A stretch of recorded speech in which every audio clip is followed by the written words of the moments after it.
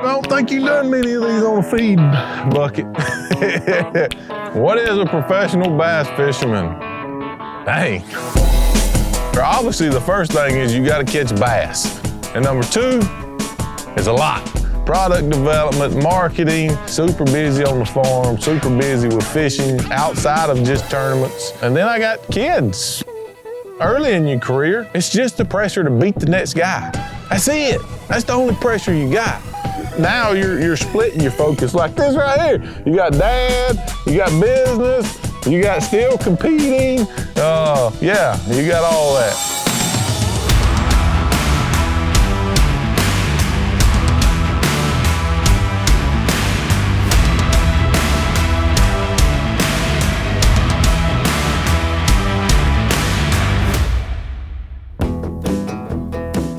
So I live in Blacksburg, South Carolina. Still where I live, still where I reside today. Hey, when you live in a small town, everybody eats at the same place. They kind of, you just know everybody. Small town people like to eat. And they don't like to eat like fast food. They like to eat like bacon and eggs and all that good stuff. So this is my mom. She's famous now. She didn't know this was gonna happen. I'll probably get fussed at later, but. All right, boys, be on your best behavior. He got his Bass Pro hat on for me. It's a little breakfast where a lot of retired people, men and women, go drink a little coffee, tell some lies. Most small towns, if you go to every small town, somewhere, the retired folk go to eat breakfast.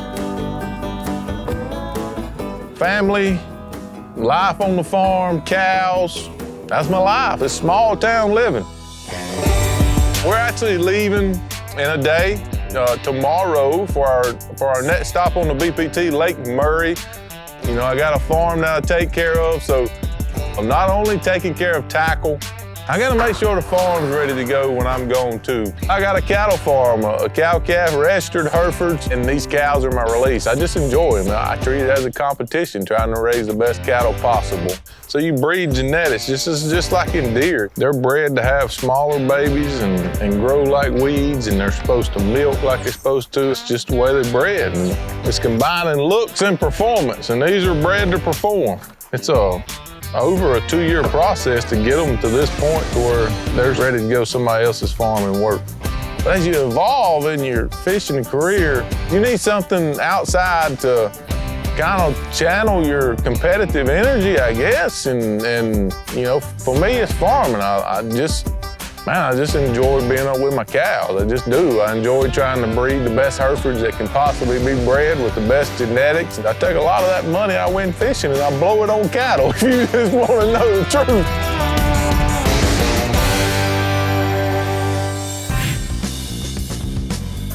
Right now, we're preparing to leave. Luckily, my boat's pretty well packed. Just gonna add a few things, and got a few boxes came in from Strike King, so I'm gonna go through them and make sure that I got what I need. A lot of my trucks, packed with what I need, and I may add a few things, like going to Murray, in my mind, I'm thinking, buzz bait's gonna be a big deal. Well, I got a couple buzz baits in the boat. They never leave, but I'm gonna add a few extra to my truck. A handful of buzz baits that was laid on the shelf. This is my skipping buzz bait, so this is the oldies, and the oldies are goodies.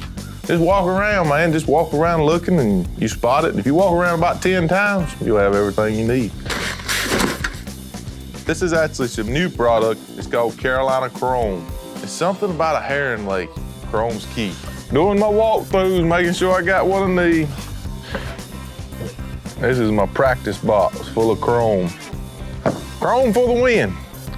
The biggest tip is get you these boat bags, which is gonna keep it dry. It's gonna keep them protected, and take your hooks off and just look how many baits you can store in one bag. It's crazy how many baits. A lot of my tying on stuff and all that happens on the water during practice. That's when you think the best, is when you're on the water, you get out there, you start seeing the conditions, and it just really decreases what you do before the tournament, because you do a lot of wasted tackle prep before a tournament.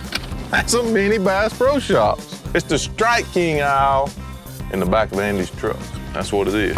We think about it before we go. We have a lot of thoughts, but the ones that matter all develop once you get out on that water. These are my neighbors. It's really my two best friends. 95. July the 2nd. Pretty amazing, and they keep all them men from running in there trying to steal my wife. How good is Andy Montgomery as a husband? He's a wonderful husband. A dad? Excellent. Uncle? Wonderful. Wow. She wants to keep access to the checkbook, you see. The number one stress of being married to a professional fisherman? Keeping you organized. Who takes care of the farm when I'm gone? Me and your mom. I mean, we do make a good team. We really do. That's a wrap on a mess. I mean preparation. Headed to Lake Murray, fishing to roll out. Good news, it's only 2 hours, so that makes me smile. We'll see y'all tomorrow, first day of practice.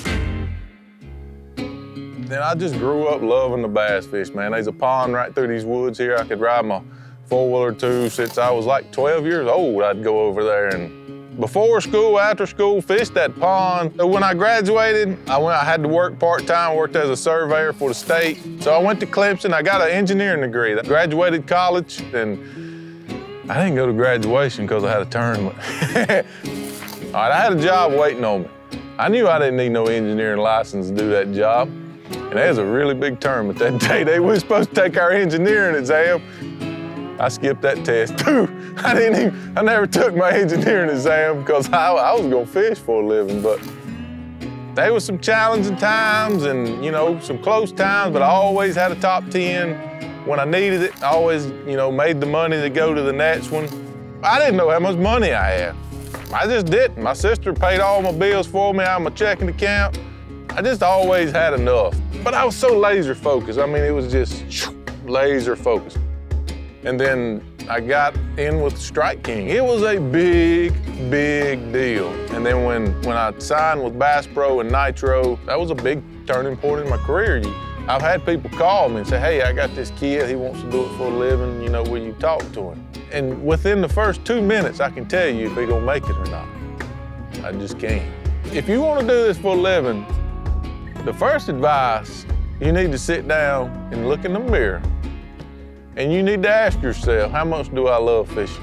Do I love it enough to chase it? And if you say yes, then you turn your focus to how do I catch the next bass? And the sponsors will take care of themselves. This is a super big lake, especially the lower end. We only got 2 days of practice. I can't fish everywhere. So the area we call the Big Gap is kind of where a lot of rivers come together and stuff. So Big Gap and then on up in the rivers is where I want to focus on today. What am I expecting at Lake Murray? I don't know, and that's scary. We've had one of the craziest weather years I've ever seen in my life. I don't think it'll be pre-spawn, it'll either be spawn or post-spawn, but hey, that's one of them things we just gotta figure out when we get out there on the water. Here we go. But I got a plan on what I'm gonna try first. It's gonna be a herring spawn or a shad spawn thing. Is it happening? I didn't expect it to be this dang clear. Holy smokes. Swimming this jig, it needs to be a little dirty. The number one thing I'm known for in bass fishing is my skipping. Fishing docks, skipping docks. But it's just a product of where I grew up. It's been a big part of my career, for sure. And there's a lot of hard work too now. I didn't just wake up and be able to skip that jig. It's one of the funnest ways to catch bass, and that is what I'm best at, and that's what I'm known for. I was hoping to see a little bit of a shad spawn already happening, and it's just not. If shad was spawning, you'd see him flicking, or you'd see a herring actually, instead of sitting in the top of the tree hollering, he'd be sitting on that bridge picking him one off. And the number one indicator of everything in fishing is a bite. Never forget that. The best thing in practice is a bite. One thing that can really work against you when you're dock fishing is if the lake comes up and gets really full. If you just look, there's just so much for the fish to get around. We got grass, trees, laydowns. For docks to really excel, you need the water to be out of that stuff. And where the only thing in the water is a dock. This is the biggest thing I've learned and keeps on my mind is how full the lake is. That's the biggest deal. It's just super, super full. I'm gonna have to go sight fishing. I gotta quit this crap. This ain't working at all.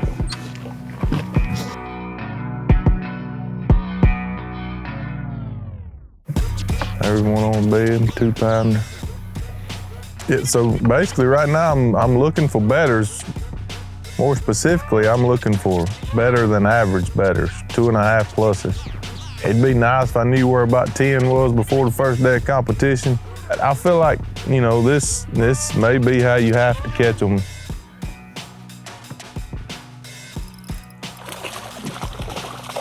Couple bites pretty quick, huh? I got a couple bites. Yeah. I just see them swimming everything where, but it's like they're just swimming. They ain't locked on a bed. It's like there's a bed there, but they just don't stay. Weird, weird, weird. It's just driving me nuts that everything's leading me to fish them points.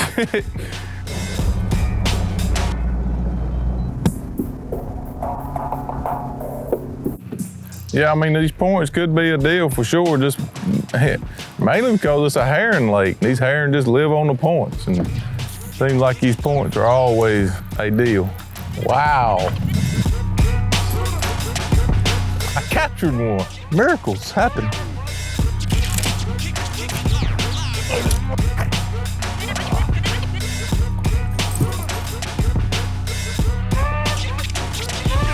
That's pretty loud. Hope they like loud stuff. I've used a Carolina Chrome Raid swimmer. I've used a Fat Baby Finesse worm. I've used a KBD jerkbait. I've used 2 different skipping jigs, 2 different buzz baits, and a big shaky head. Oh, don't forget the square bill. It's just a process of elimination or experimentation. Cool. Y'all see the Carolina Chrome? Look at that. That is a very good sign. It makes me very, very happy. He's not big. Here's what I say. 1's luck, 2's a pattern. You hear that?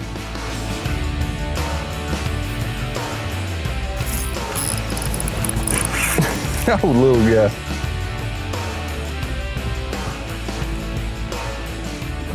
There he is.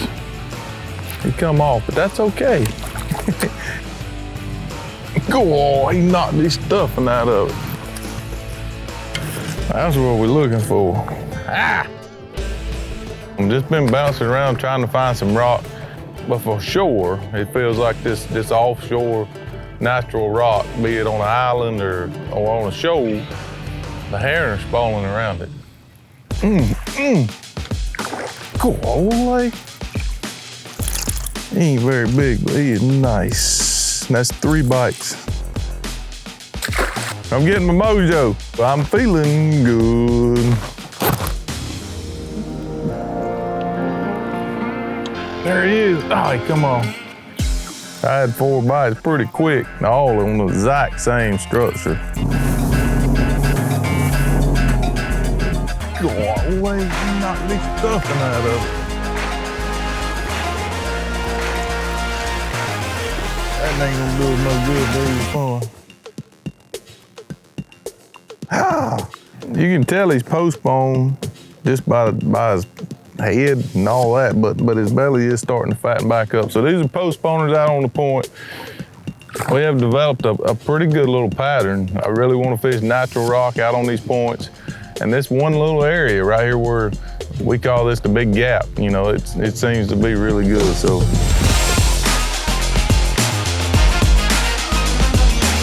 This could be entertaining.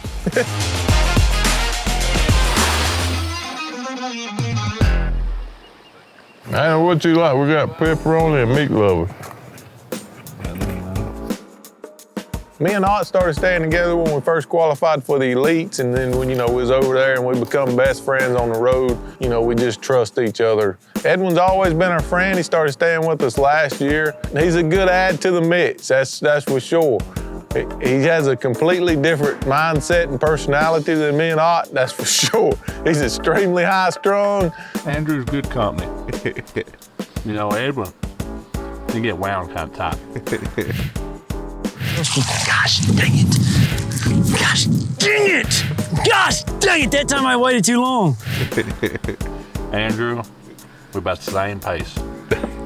We argue over what we're gonna eat a lot and, you know, bounce ideas off each other and all that good stuff. We've roomed together for over a decade. Dang, don't put it that way. You make us feel old.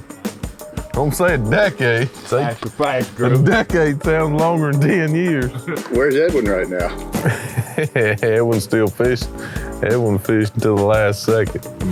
I caught one on my last cast and I said, I'm going in with confidence.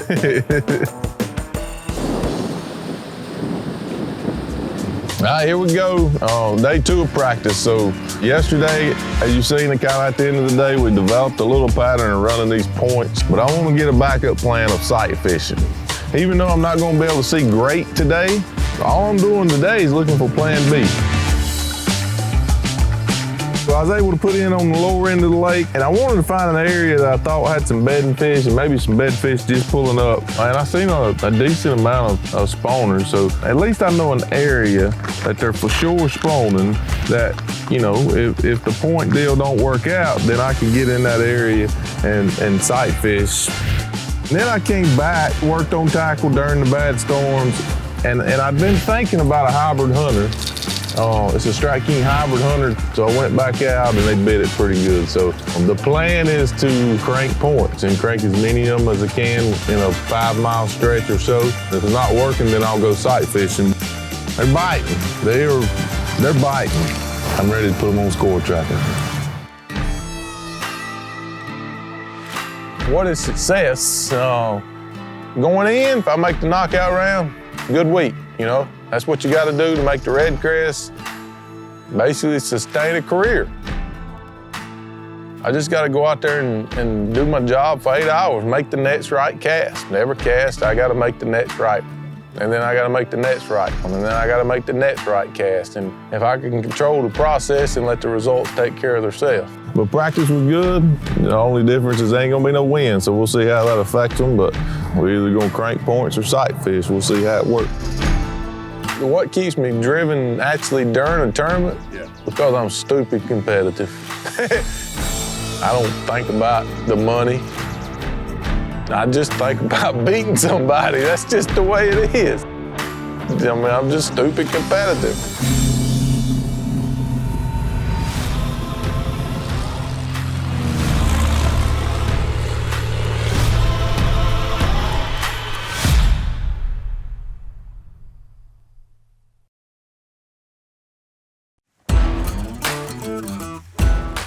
So when you go into my practice and what you'll see a lot of, I developed plan A and plan B. Plan A was to crank points with a Strike King hybrid hunter and a 1.5. We never really got the conditions to do that. I did weigh a few key fish this week doing that and caught some fish doing that. But until the last 2 hours a day, I pretty much fished slick, calm conditions. So I had to go to plan B, which was sight fishing. Just looked every day and found new fish. And thank goodness for plan B. That's the reason you have a plan B.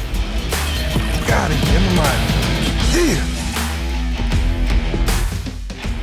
Got a big fish, caught an 8-8 this week, so that's big fish for the entire tournament. Sight fished that fish off the bed. I did catch a 4-7 yesterday at the very end on a Strike King grade swimmer. The final period, we had 5 anglers move into the top 10. Andy Montgomery blasted in the final 12 minutes. Should move into the top 10 in the points. Gonna make money off the big fish for the tournament. It was all good. And now we're wrapping up the tournament. Had a really good week, finished 9th, so made the top 10. It all worked out. Thank goodness for plan B.